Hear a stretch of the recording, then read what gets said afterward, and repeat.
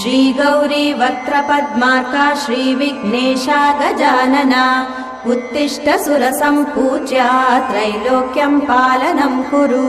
श्रीगौरी वक्त्रपद्मार्का श्रीविघ्नेशा गजानना उत्तिष्ठ सुरसम्पूज्या त्रैलोक्यं पालनं कुरु।